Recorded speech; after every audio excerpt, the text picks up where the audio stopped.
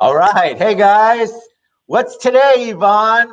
It's Just Manic another Manic Monday. Monday. All right, we're back, guys. We are back. Manic Monday was such a popular show, but you got to do your revisions and all sorts of crazy stuff. And so I am very excited to be back with the co-hostess with the mostest, Yvonne Sandoval, as she says, Oh, yeah. Sandoval of Leverage 365. What's up, Yvonne? Not much. Just keeping on, doing my thing, and Keeping on doing your thing. watching the TED show. What else is there to do? Well, I like that thought process, but I also know you're a very busy businesswoman. So it's been a while since you've been on the show. So give them a little bit of background on you, and then we can dive right into Manic Monday. I can't wait. Well, thanks so much. We're back with Manic Mondays. I'm Yvonne with Leverage 365. I'm in the same field as Ted is, and everyone knows what Ted does. Hey, Rose. Thanks for watching. Everyone knows Ted's with Freedom Mortgage, and Ted is the loan officer director of the world kind of thing. I think it's all of Freedom. I don't know. I don't know. We'll go with that. I like it. High up. He's like at another level. And so I just try to facilitate and work with real estate agents, helping them to get their database in order, touching their database over the course of 12 months. We've got video, email, direct mail, social media, all the things that a real estate agent needs in order to successfully and consistently and purposefully touch that database to get those referrals. That's about it. Keeping busy with my real estate agent clients. And doing some teaching as well. Not as much as we were back pre-COVID, but doing some webinars, and that's one way of getting that information out to help people to grow their business. Yeah, so you had to pivot. Hey, Ryan. Hey, Rose. Hey, Ryan. You had to pivot a little bit. What was that like? So I promised people that it was music trivia and a few business tips. So before we get into the fun music trivia part, tell them a little bit, because you had to shift your business. You were doing a ton of in-person seminars, and you had to change when everything shut down. Absolutely. Over 12 months, I did 41 classes in person. So doing those, Total Wine and in brokerage, the offices of brokerages, helping agents to learn about marketing with 5 different classes that I teach. So that was, when the COVID happened, we had to shut all of that down. So that in-person, face-to-face kind of contact just went away. But webinars and I call them Zoominars, because we love Zoom. Zoominars. Zooming and improving, as I like to say. That's what we had to go to. So, we're doing the best we can to make sure people are still growing and evolving their businesses even during this time. And because this is even more so important that people are staying in touch, because we're limited to how we can keep in touch. Those pop-bys, those door knocking, those things are not in our pockets anymore as real estate agents. So we're helping them to make sure that all of the avenues of communication are being utilized at a high level, because this is your only method of reaching out to people. So yeah, I had to pivot and I had to change. And of course, I also evolved my offerings and my services to evolve as well. So I have all different packages and things to help people, no matter what their budget. I have something for them. I love that. I think it's so important because people forget to touch their database. And I think people, or they don't know how. Or what they're doing is sending out one little post once a week, or sending out their one newsletter that corporate may or may not be changing their name on and sending it out to another million agents, 4 million agents. So touching your database in a way that's impactful and intentional and actually gets in touch with them in a way that they feel like you are personally interested in what they're doing is where the key is. And I think a lot of people forget their database, and you do a phenomenal job at Leverage 365, making sure that database is 1000% touched in the most appropriate ways. Yeah, I mean, I'll leave it at that. totally custom written from scratch, nothing pre-canned, nothing generic. Has to be from that person and has to sound like that person. So it's an intricate way of doing things, and it's a higher level way of doing things. But we are here to help you to do so, and we do it for you so that you don't have to figure it all out. Who wants to figure it out? Well, who wants to? I can't figure my own life out. I have to have people dress me. I need handlers. So I think a lot of people are in that same place, though. They know their core business, but they don't know how to expand on it. And then this COVID, of course, and quarantine added a whole new level of unprecedented craziness. And now people had to figure out how to pivot. And so you offer them an opportunity to do that, which is really awesome. Absolutely. All right. So I don't remember how we came up with this idea. We both like music. We both love 80s music. We both like trivia. And we thought back in the day, hey, why not have a show where we kick off people's Mondays in a fun, positive way? And that's really how Manic Monday was born. And of course, you got to love that song by the Bangles, Manic Monday, which you know who wrote it. I do? Oh, I think so. Oh, was it Prince? Yes. Woohoo! I already got one right. He actually wrote it under a pseudonym called Alexander Nevermind or something very similar like that. And but yeah, for the Bangles, I used to think Susanna Hoffs was hot, so that should tell you she was the lead singer of the Bangles. So that's my Bangles trivia. All right, so you've done research, you've done good stuff. We're gonna sing. We're gonna learn some new trivia. We're gonna guess. I have my allegedly my LaCroix. We all know it's not a LaCroix in my glass, and I'm ready to go. This is why I love Ted. Oh yeah. So we're gonna get started, and I'm also gonna be throwing in a little bit of my background too, because as many of you know, I'm from the music business, whatever that means. Growing up in Broadway in Manhattan, living under basically the studio mixing board. My family had a recording studio. So some of these trivia, I'm actually going to interject my personal interaction with some of these artists. Nice. So yeah, I would bring that in. My previous life, we'll talk about that. Your previous life. I love that. And you say Manhattan, right? So Manhattan. We kind of basically yeah, we kind of eat Staten Island. Manhattan's much more poised when you say it. I love my Staten Island guys. All right, so I'm all in. I'm ready. I'm excited. I didn't do anything this time, but of course, I can always pull trivia out of a hat. Oh, I got stuff. So we're all good. I'm ready. All right. So, which Pet Shop Boys song was about the lead singer's Catholic upbringing? I'll give you 4 to choose from. I'm going to give you multiple choice. It's a Sin. What have I done to deserve this? Always on my mind. Heart. Those are 4 song titles. I believe it's definitely not Always on My Mind because I think that's a redo. I'm going to guess, I don't know. What have I done to deserve this?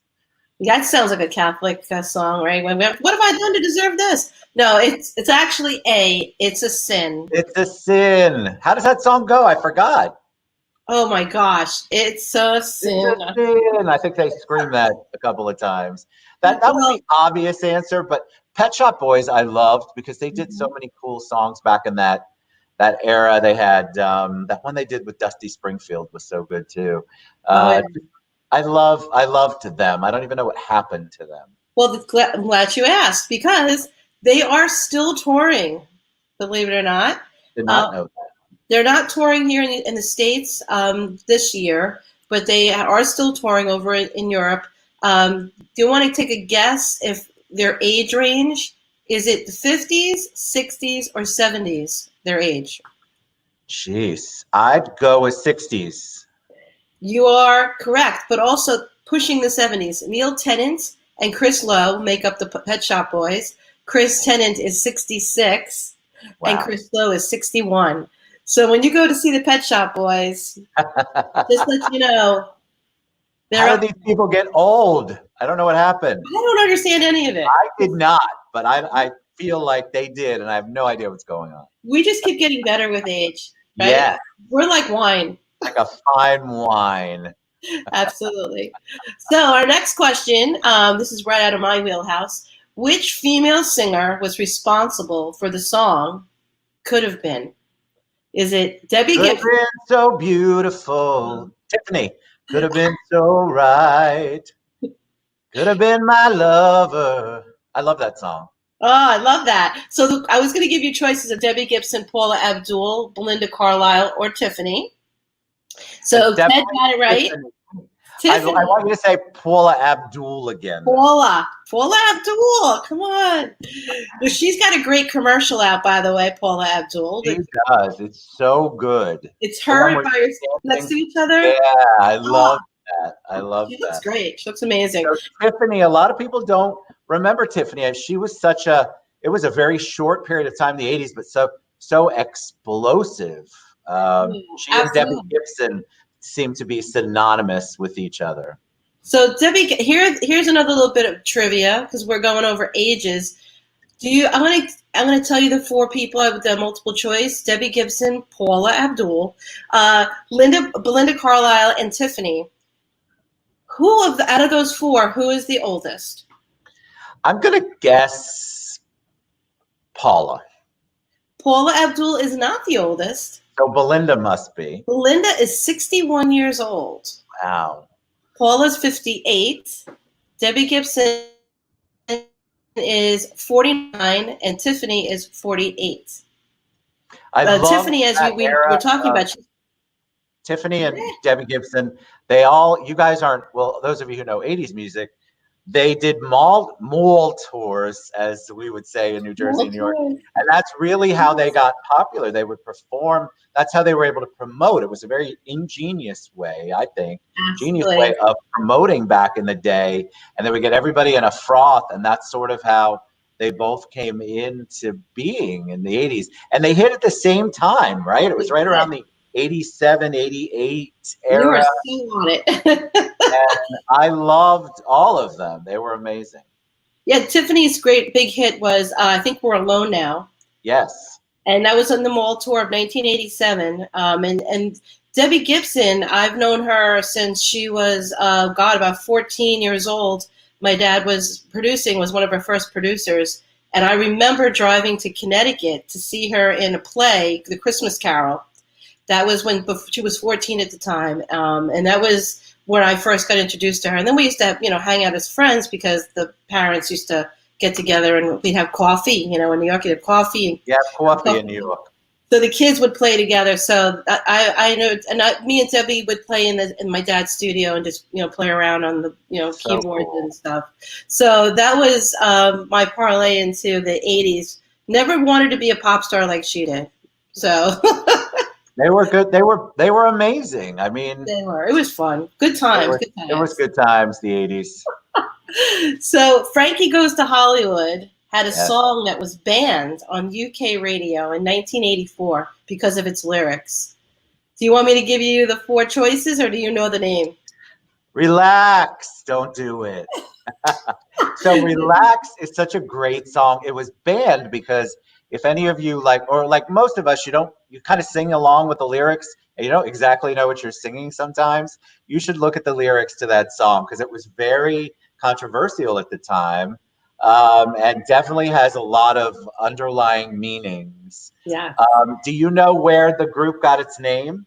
I do, actually. See, this is why we play trivia. Tell them, how did the group, because that's an odd name, Frankie Goes to Hollywood. Well, apparently, from what I have here, the group name derived from a New Yorker magazine article that featured the headline, Frankie Goes to Hollywood, with a picture of Frank Sinatra.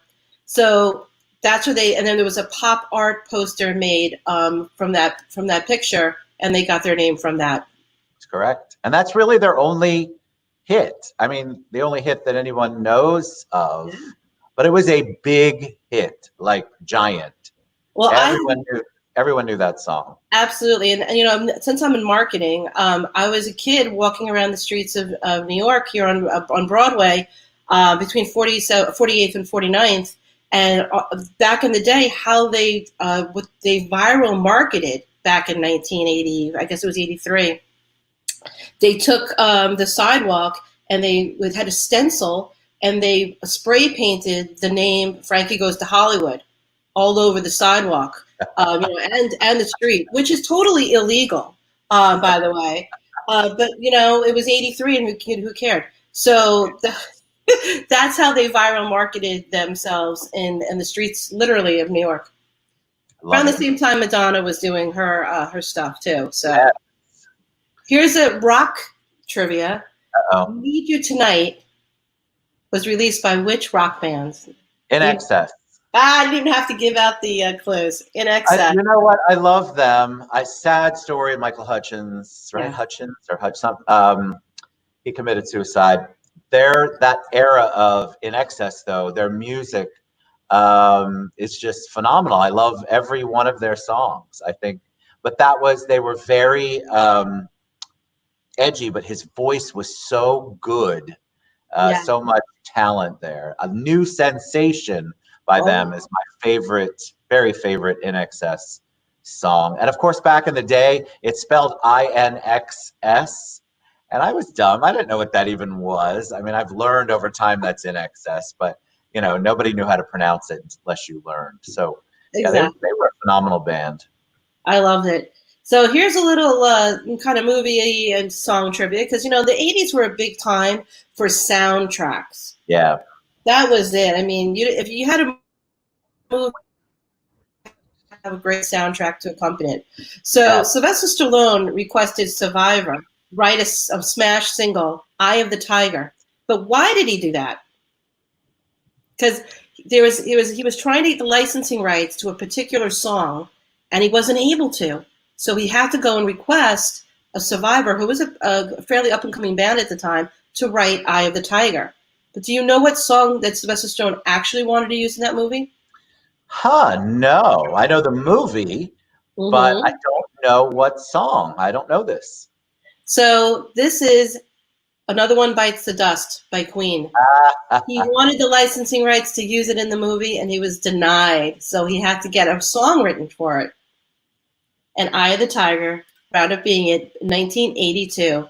And that song went to #1 for 6 weeks. I love that song. Isn't it great? From Rocky 3, guys, in case you don't know. I believe Rocky 3. Phenomenal song. And Survivor did a lot of great poppy kind of songs back then. But "Eye of the Tiger" has that initial beat at the beginning that everybody knows when that song comes on. What "Eye of the Tiger." It took me a while to figure out some of the words to "Eye of the Tiger." I think there are many of us that still sing them incorrectly. But that is such a great song. It was a great workout song. I allegedly did that in the '80s. It was a great, just a great anthem to get people moving.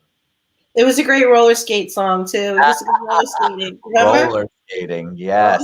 At the rink. That was where people hung out back in the day. We did hang out at the rink. God, that's scary. Oh my gosh. So, did you see the Netflix, or is it? I'm sorry, I think it's Apple TV. I can't remember quite well. That Adam Lambert is the lead singer of Queen now. Yes, I did see that. What do you think about him? I think he's very talented. I mean, who's going to replace Freddie Mercury? No one. But his vocal range, he's got a powerful voice on a lot of different ranges.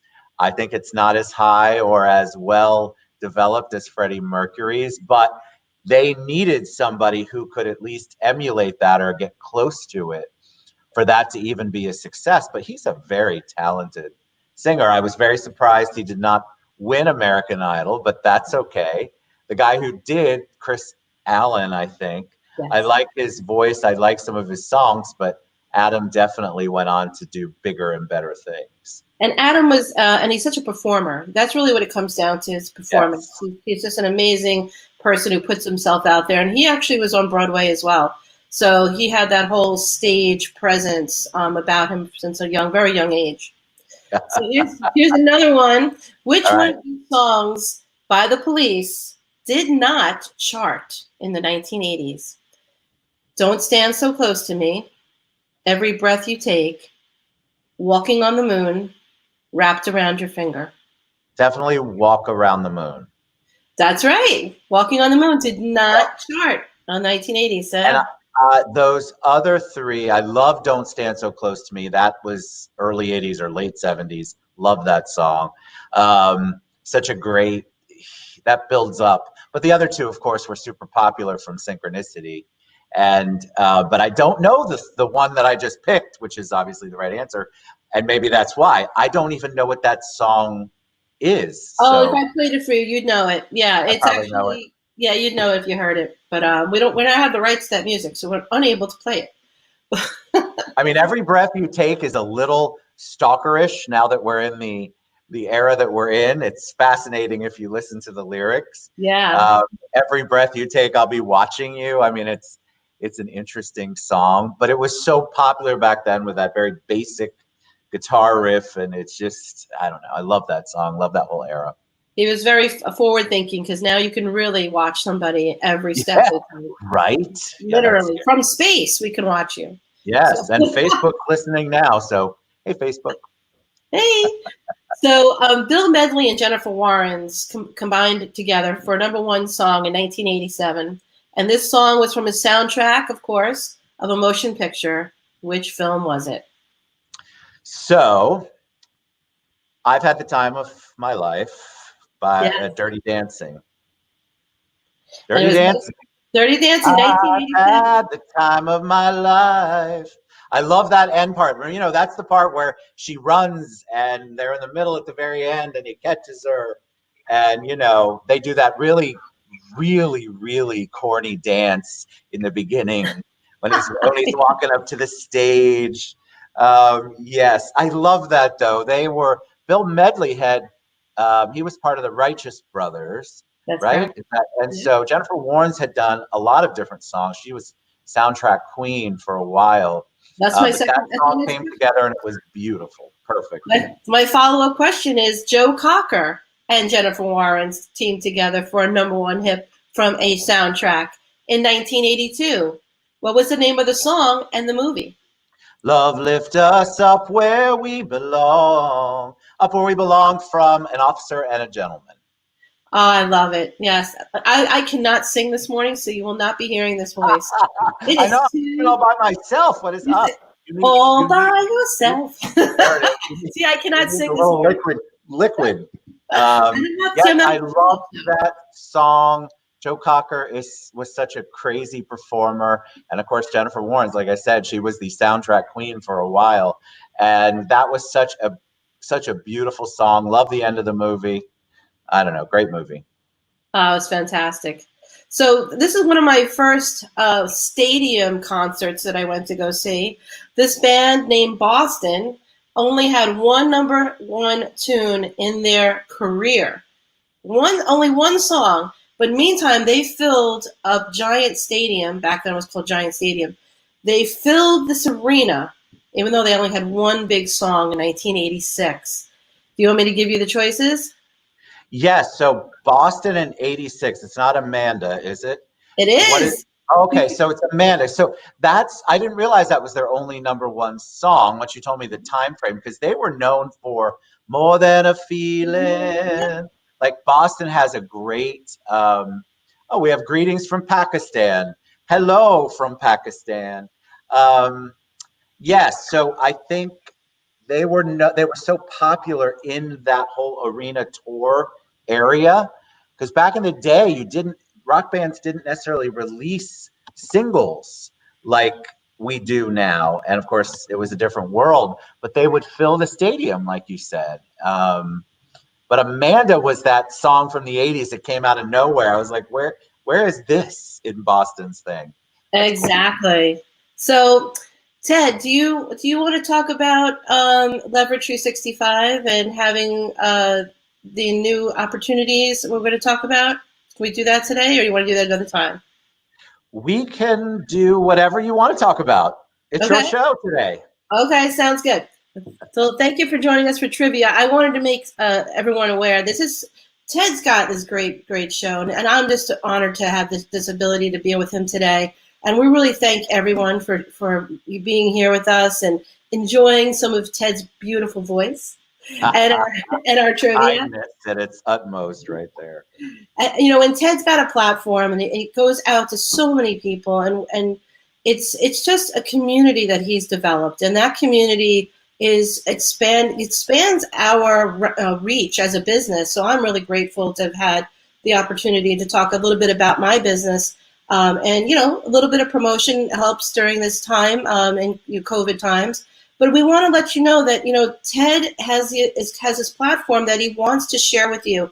Leverage 365 is now going to be helping Ted. We're representing Ted to help him to bring you this promotional opportunity for your business. So I want to let everyone know that we're going to have ad sponsorships for all of the TED shows that you can come on, you can be on the show, you can talk about your services, talk about your business, but do so with purposefulness. So we'll have different ways of you doing that.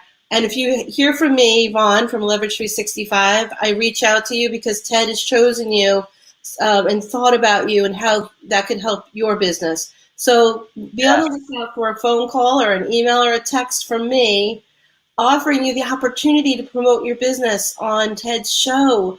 See, all of you who have been reaching out over the past 3 years asking about this, the biggest challenge for me is that I like to do this, but I don't like to do that.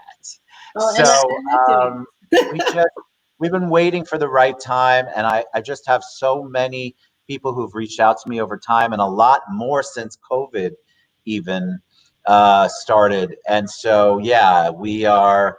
I have a laundry list of people who have reached out, and we just weren't ready.